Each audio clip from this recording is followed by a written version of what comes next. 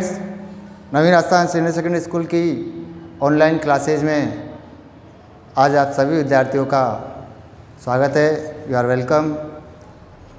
अपन कक्षा 9th के लिए एसएसटी का ऑनलाइन अध्ययन करेंगे, इसीलिए सभी विद्यार्थी अपनी पेन और नोटबुक लेकर के रेगुलर ऑनलाइन क्लासेजों में बैठें और अपनी स्टडी प्रारंभ करें। जैसा कि आप जानते हो, कोविड-19 के कारण स्कूलों के खुलने की कोई समय सीमा निर्धारित नहीं है। कब स्कूल प्रारंभ होंगे ये आपको आकस्मिक सूचना मिलेगी। तो जब तक अपने स्कूल रेगुलर प्रारंभ नहीं हो जाए तब तक हमें ऑनलाइन क्लासेज में ध्यानपूर्वक गंभीरता से अध्ययन करना होगा, ताकि हमारा समय का सदुपयोग हो और इस वर्ष से जो आप 9th क्लास में आए हो तो उसमें आपकी पढ़ाई में व्यवधान न हो, आपकी पढ़ाई पीछे न रहे। इसलिए अभिभावक भी ध्यान दें कि अपने बच्चों को, छोटे बच्चे हैं तो थोड़ा आलस प्रमाद हो सकता है, इसलिए उनको ध्यानपूर्वक पढ़ने के लिए प्रेरित करें। ऑनलाइन क्लासेज में जो भी यहाँ पढ़ाया जा रहा है उसको ध्यानपूर्वक पढ़ें, उसको नोट करें और उसको याद करें। विशेष ध्यान रहे, दो बात और कहूँगा कि जो हम पढ़ रहे हैं वो आप यहाँ रफ कॉपी में लिखेंगे, उसके बाद उसको आप फेयर में करेंगे। आपने जो कुछ फेयर में किया इन ऑनलाइन क्लासेज के दौरान, वो आपका जैसे अपना विद्यालय रेगुलर होगा आपका होमवर्क चेक किया जाएगा। इसलिए सभी विद्यार्थी अनिवार्यतः अपना होमवर्क पूरा करेंगे ऑनलाइन क्लासेज का। इसके बाद में आपको साथ में याद भी करना है, क्योंकि विद्यालय प्रारंभ होने के बाद जैसे आप क्लासेज में आने लगोगे आपका रेगुलर टेस्ट होगा, जो भी ऑनलाइन में पढ़ाया गया उसका, जो कि रिटर्न भी होगा, ओरल भी होगा। इसलिए बाद में कोई शिकायत नहीं रहे तो आज से ही ऑनलाइन क्लासेज में एसएसटी का अध्ययन प्रारंभ करते हैं। अब एक संशोधन जो आपको मालूम है, इस साल 9th क्लास में एनसीईआरटी का सिलेबस लागू हुआ है। अभी तक हम देख रहे थे एसएसटी के अंदर एक ही बुक चलती थी, अब एसएसटी के अंदर 4 अलग अलग बुक आएंगी। एक अर्थशास्त्र की होंगी, एक इतिहास की होंगी, एक राजनीति शास्त्र की होंगी, एक भूगोल की होंगी। इस तरह अपनी कितनी पुस्तक होंगी? 4 पुस्तक होंगी। इसलिए अपन को प्रत्येक पुस्तक में से एक एक, 2-2 पाठ रेगुलर याद करने हैं, पढ़ने हैं। अभी हम स्टार्ट कर रहे हैं एसएसटी में इकोनॉमिक्स से, यानी अर्थशास्त्र से। इकोनॉमिक्स का मतलब अर्थशास्त्र। ये पालमपुर की जो कहानी है वो कौन सी पुस्तक की है? अर्थशास्त्र की है। ये अर्थशास्त्र है जिसमें 4 अध्याय है कुल, जिसमें से पहला जो अध्याय है जिसका नाम है पालमपुर की कहानी। इस पाठ को हमें पढ़ना है। 4 लेसन है इसके अंदर। तो अब पालमपुर की कहानी क्या है? तो पालमपुर की कहानी के माध्यम से इस पाठ में संसाधनों के महत्व को समझाया गया है। आखिर संसाधन कैसे, क्या होते हैं और उनका उपयोग कैसे किया जाता है। तो अब संसाधन क्या है? तो संसाधन का मतलब होता है वह प्रत्येक वस्तु जो व्यक्ति के काम आती है, यानी हमारे काम आती है, संसाधन कहलाती है। एक बार हम, चूँकि ये पाठ पालमपुर की कहानी संसाधनों से रिलेटेड है, तो सबसे पहले हम नोट करें, आप जो भी मैं बोर्ड पे लिखा रहा हूँ वो साथ के साथ लिखते चलें। तो पहले आप एक परिभाषा लिखेंगे, संसाधन। चूँकि ये पाठ संसाधन से रिलेटेड है, पालमपुर की कहानी के माध्यम से संसाधनों के बारे में बताया गया है, तो हम संसाधन की परिभाषा करेंगे। संसाधन नोट करिए, किसे कहते हैं। पहले टॉपिक ये ले रहे हैं अपन, तो साथ के साथ लिखते चले, संसाधन किसे कहते हैं। तो इसका उत्तर भी लिखे साथ में। प्रकृति में उपलब्ध वह प्रत्येक वस्तु अथवा जीव जो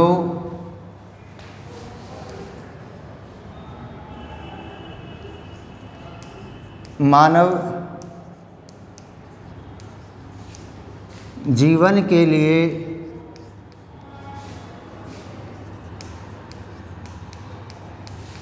उपयोगी है,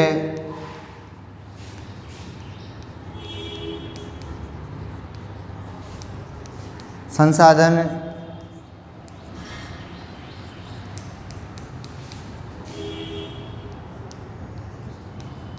कहलाते हैं। तो संसाधन वो हो गए, इसका मतलब विभाग संसाधन क्या हुए, जो हमारे काम आते हैं जिनकी हमें आवश्यकता होती है, जो हमारी आवश्यकता की पूर्ति करते हैं, वो संसाधन है। जैसे उदाहरण हम ले लेते हैं, जैसे भूमि, जल या भूमि का हिस्सा मृदा या कोई वस्तु आदि, ये संसाधनों के उदाहरण हो गए। तो आप समझ गए संसाधन किसे कहते हैं। तो ये परिभाषा आपको याद करनी है। अब इसी से हम शुरू करते हैं संसाधनों की कहानी। तो पालनपुर की कहानी के माध्यम से संसाधनों की उपलब्धता और उसका विस्तार या उसका उपयोग बताया गया है। अब हम शुरू करते हैं पालनपुर क्या है। तो देखिए, इस कहानी में बताया गया है कि पालनपुर एक गांव है। पालनपुर क्या है, एक गांव है, और इस गांव की कुल आबादी, जिसकी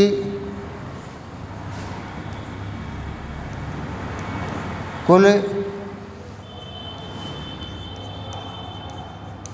जनसंख्या 4500 है। एक गांव है पालनपुर। ये गांव कैसा है, ये काल्पनिक गांव, हमने अध्ययन के लिए एक काल्पनिक गांव लिखा है, काल्पनिक है गांव। पालनपुर जो गांव है कैसा है, काल्पनिक है पालनपुर गांव, और इसकी जनसंख्या 4500 है। अब इस पालनपुर गांव के समीप एक थोड़ा बड़ा गांव है जिसका नाम है रायगंज। नोट करते चले इन शब्दों को, इन पर मैं प्रश्न पूछूंगा तो इस पर प्रश्न नोट करेंगे आगे। जैसे पालनपुर के नज़दीक बड़ा गांव कौन सा है, रायगंज। ये कितनी दूर है, रायगंज जो है पालनपुर से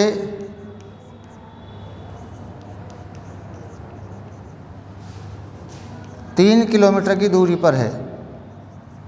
कितनी दूरी पर है, 3 किलोमीटर दूरी पर है। पालनपुर से रायगंज एक अच्छी सड़क जाती है। इसी सड़क मार्ग पर जब आगे चलते हैं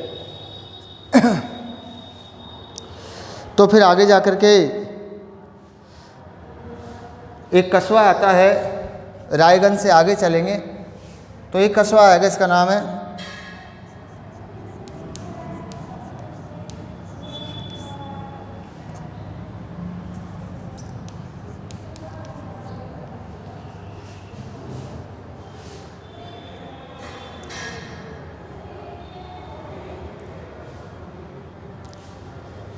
एक शाहपुर नाम का कस्बा है। तो इस कहानी में 3 स्थानों का महत्व है। एक पालनपुर, दूसरा इससे जो बड़ा गांव है जो रायगंज है, और उसके आगे जा कर के एक शहर है वो शाहपुर है। अब इसी कहानी से हम संसाधनों का अध्ययन और गांव का जो आर्थिक जीवन है उस आर्थिक जीवन का अध्ययन करेंगे कि गांव के अंदर रोजगार के क्या साधन हैं, लोग किन किन साधनों से अपनी आय प्राप्त करते हैं और उनको किन किन समस्याओं का सामना करना पड़ता है। पालनपुर अन्य गांवों की तरह, भारत के जैसे भी गांव हैं उन गांवों की तरह एक कृषि प्रधान गांव है, जहां की लगभग 90% पालनपुर की, अब इसको आपने उतार लिया, इसको मिटाते हैं आप। तो याद रहेंगे 3 स्थानों की चर्चा अपन बार बार करते रहेंगे। ये तीनों स्थान एक बार पुनः लिख देते हैं। देखिए हम शुरू कर रहे हैं यहाँ से पालनपुर में। पालनपुर यहाँ से 3 किलोमीटर आगे चलते हैं रायगंज, इसी रोड पे जो आगे चलते हैं तो क्या आता है शाहपुर। ये कस्बा है यानी शहर है, इसको शहर लिख लीजिए, सिटी है। रायगंज एक बड़ा गांव है।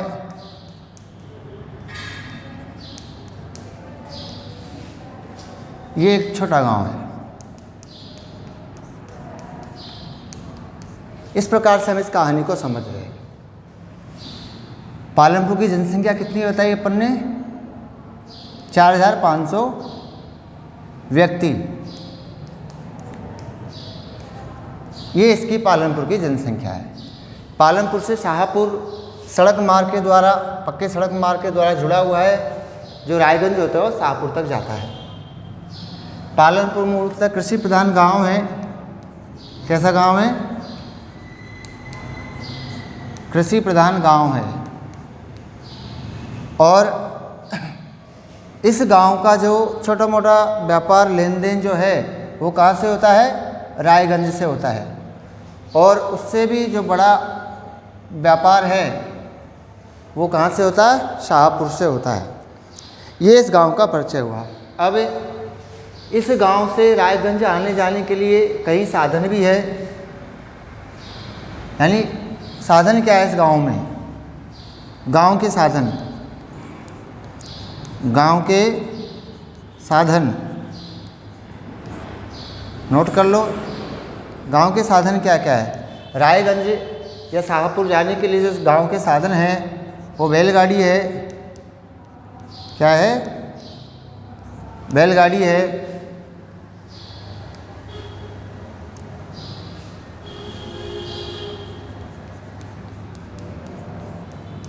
भैंसा गाड़ी है।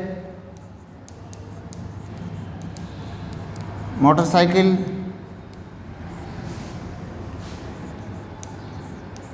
ट्रक है, ट्रैक्टर आदि ये साधन है जिनसे पालनपुर से रायगंज और शाहपुर के लिए आवागमन करते हैं। शहर से कुछ सामान लाते हैं। गांव का जो कृषि उत्पाद है वो रायपुर जो कि समीप की एक मंडी है।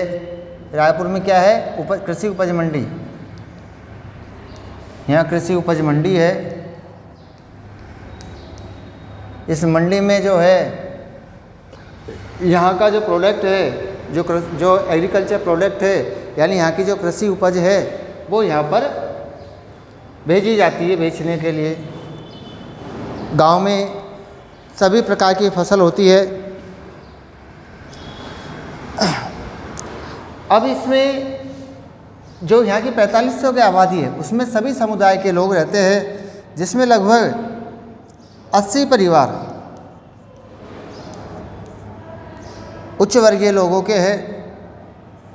80 परिवार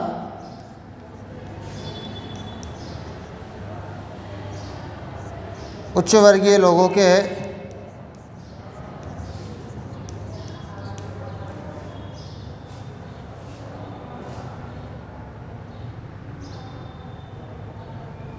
और इनमें से इसमें कुल परिवारों की संख्या, ये कुल व्यक्ति है लगभग लगाया। कुल परिवार कितने हैं यहाँ पर?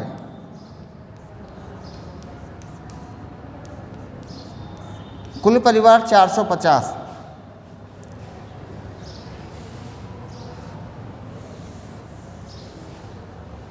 पालनपुर में नोट करो, पालनपुर में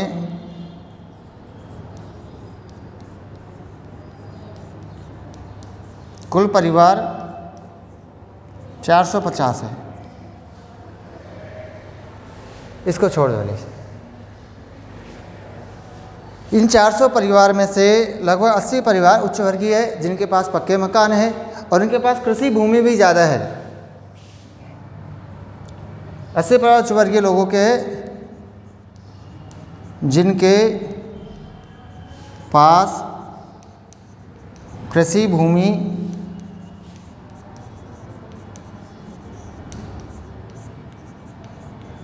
अधिक है।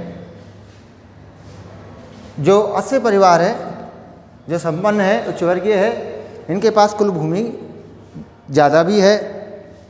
तो इस प्रकार से अब हम इस गांव की अध्ययन कर रहे। अब इसको आगे बढ़ाते हैं। उतार लिया आपने, इसको उतार लीजिए। इसके बाद में हम लेंगे अब गांव में और क्या क्या चीज़ें हैं। इस गांव के अंदर जो 450 परिवार हमने पढ़े, उनमें से 80 परिवार हो गए उच्च वर्गीय। लगभग एक तिहाई परिवार यानी 33% फैमिलीज, 33% परिवार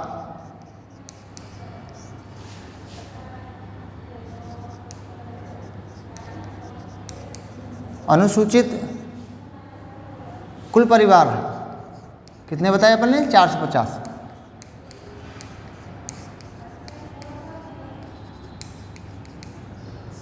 इसमें से 33% जो परिवार है वह अनुसूचित जाति वर्ग के हैं, जिनके पास कृषि भूमि कम मात्रा में है। अधिकांश के कच्चे मकान हैं, घास फूस के भी मकान हैं, कुछ लोगों के पक्के मकान हैं, एक कृषि भूमि कम है। इनके पास 2 हेक्टेयर से कम कृषि भूमि प्रति परिवार, यानी ये जो परिवार है इसमें 2 हेक्टेयर से कम कृषि भूमि है। किसी के पास 2 हेक्टेयर है, किसी के पास 1 हेक्टेयर है। इनमें से कई लोग, इनमें से कई लोग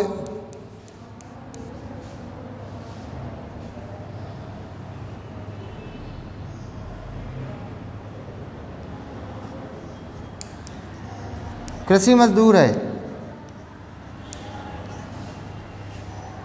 यानी जिनकी अपनी कोई भूमि नहीं है और वह कृषि क्षेत्र में मजदूरी करते हैं। जबकि दूसरा, इसमें कुछ वर्ग जो है, जो संपन्न वर्ग है, उनके पास 2 हेक्टेयर से अधिक भूमि है। कुछ लोग ऐसे हैं कि जिनके पास में लगभग 10 हेक्टेयर के आसपास भी ज़मीन है। तो ये खेतिहर मजदूर है। ये जो कृषि मजदूर है इसको हम खेतिहर मजदूर भी कह सकते हैं। खेतिहर मजदूर है ये।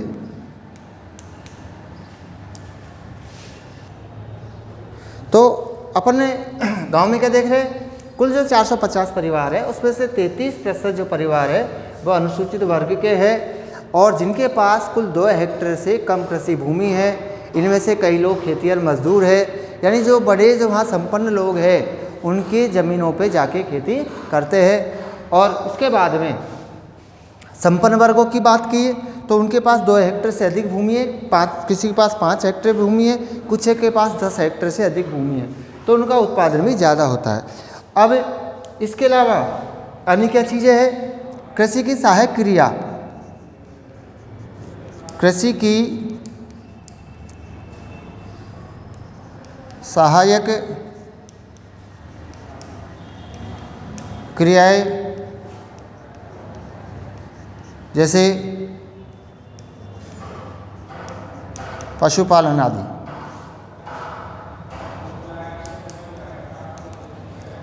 भी वहाँ पर की जाती है। ये वहाँ का कृषि जीवन हो गया। अब खेती के लिए वहाँ पे क्या सुविधा है इसको नोट कर लो, अभी मिटाऊंगा। खेती के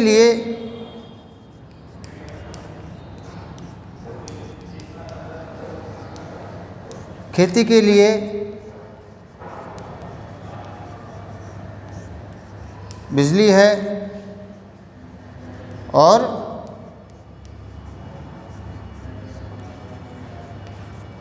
नलकूप है जो बिजली से चलाए जाते हैं।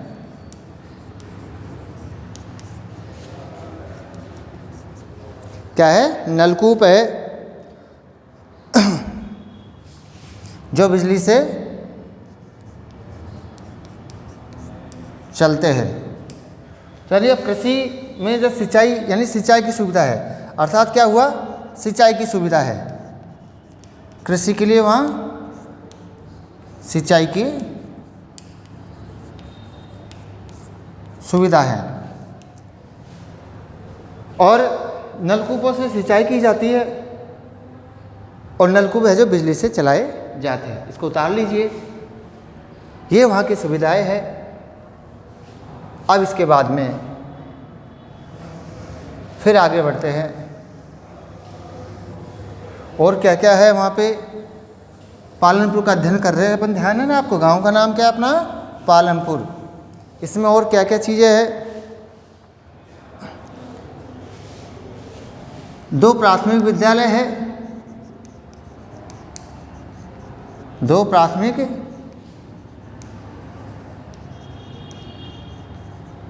विद्यालय,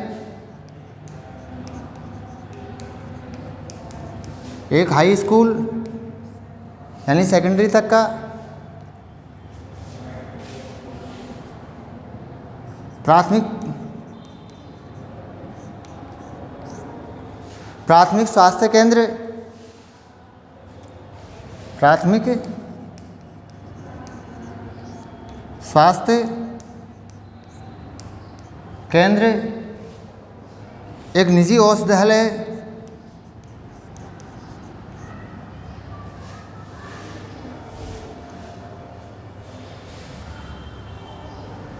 एक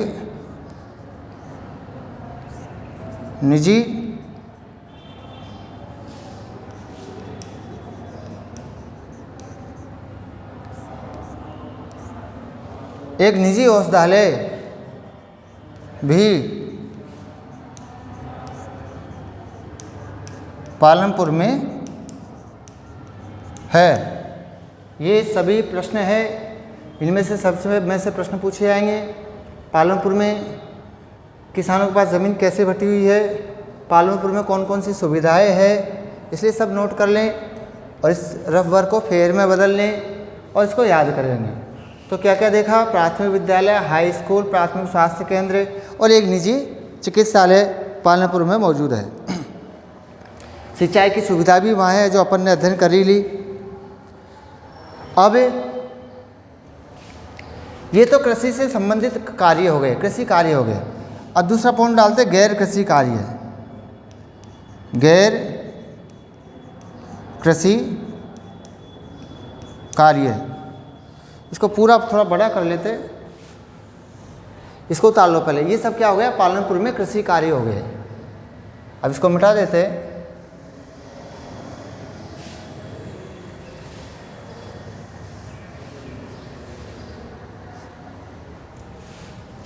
आगे लिखो,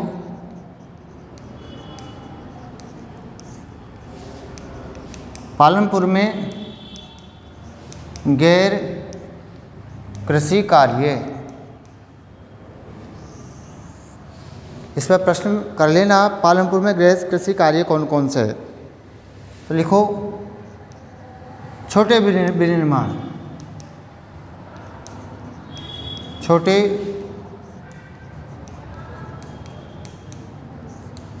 विनिर्माण, परिवहन,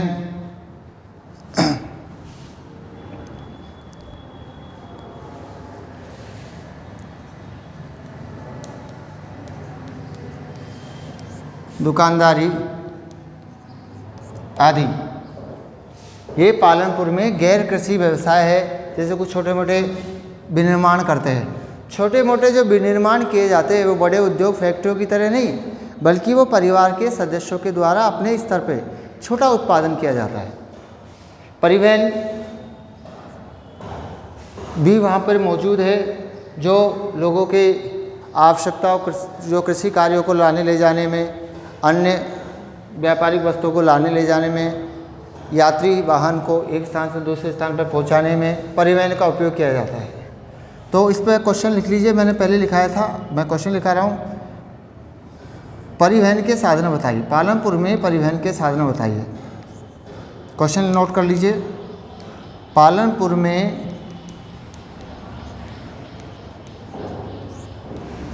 परिवहन के साधन बताइए। तो परिवहन के साधन क्या क्या है, जैसे आपको बताया है, बैलगाड़ी है, बग्गी है, भैंसा गाड़ी है, ट्रैक्टर है, छोटे ट्रक है, ये सब वहाँ परिवहन के साधन हैं। अब इसके बाद हम चलते, ये हो गया अपना यहाँ तक का टॉपिक पूरा, उतार लीजिए इसको और ये प्रश्न इस टॉपिक में से कर लीजिए अलग से। और पालमपुर में परिवहन के साधन बताइए, उतार लिया। अब आगे चलते हैं।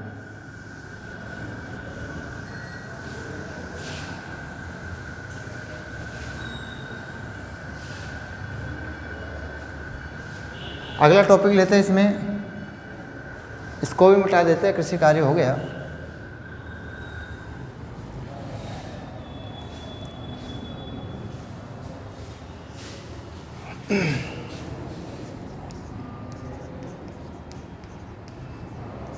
उत्पादन का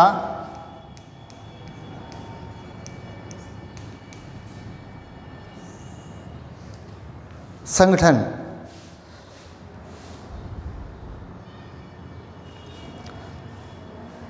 उत्पादन का उद्देश्य जो है वहाँ पर है, वस्तुएं सेवाएं वहाँ जो उत्पादित की जाती है वह वहाँ की आवश्यकता को पूरा करने के लिए की जाती है।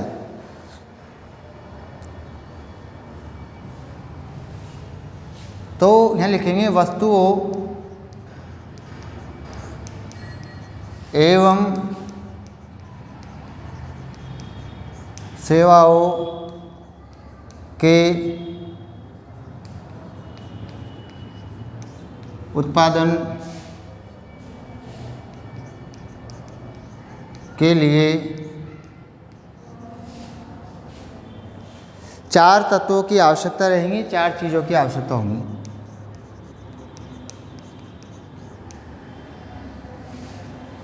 चार चीज़ों की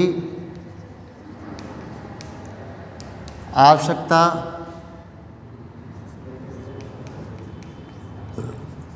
होती है। उत्पादन करना है किसी चीज़ का तो उसके लिए हमें कितनी चीज़ चाहिए, 4 चीज़ें चाहिए। अब मैं इसको केवल नाम लिखा रहा हूँ, फिर इन उत्पादन के तरीकों का अपन नेक्स्ट क्लास में अध्ययन करेंगे। आज के मैंने क्वेश्चन लिखाए थे 2-3, उनको करना है। उत्पादन करने के लिए हमें नोट कर ले, भूमि की आवश्यकता होती है। किसकी आवश्यकता होती है? भूमि की आवश्यकता होती है। भूमि के बाद में उत्पादन के लिए, क्योंकि केवल भूमि से उत्पादन नहीं हो सकता, इसलिए उसके लिए श्रम की आवश्यकता होगी। चूँकि श्रम अकेला काम नहीं कर सकता तो वहाँ पूंजी की भी आवश्यकता होगी। इसको पूंजी में क्या क्या चीज़ आती है इसको बाद में क्लियर खोलेंगे। पहले लिखिए, पूंजी की आवश्यकता होती है, धन की आवश्यकता होती है, मशीन वगैरह खरीदनी है, बहुत सारी बातें हैं। लेकिन इससे भी काम नहीं चलने वाला, तो क्या चाहिए? उद्यम चाहिए। उद्यम चाहिए, साहस चाहिए। उद्यम क्या है, साहस क्या है, ये अपन खोलेंगे। अभी आप इसमें क्वेश्चन नोट करें, उत्पादन के 4 साधनों के नाम बताइए। यह प्रश्न हो सकता है, उत्पादन के 2 साधनों के नाम बताइए। आप चारों साधन याद कीजिए, छोटा क्वेश्चन आता है। एक क्वेश्चन मैंने पहले बताया था, पालमपुर में परिवहन के साधनों के नाम बताइए। पालमपुर में 2 प्रकार के कार्य है, एक कृषि कार्य है, एक गैर कृषि कार्य है। कृषि कार्य कौन कौन से वो मैंने लिखा दिए है, गैर कृषि कार्य कौन से वो भी मैंने बता दिए, परिवहन है, विनिर्माण है। तो ये 4 क्वेश्चन वो हो गए, 2 ये 6 क्वेश्चन हो गए। 6 होमवर्क में करने हैं और याद करने हैं। आज की क्लास पूरी हुई, शेष नेक्स्ट क्लास में।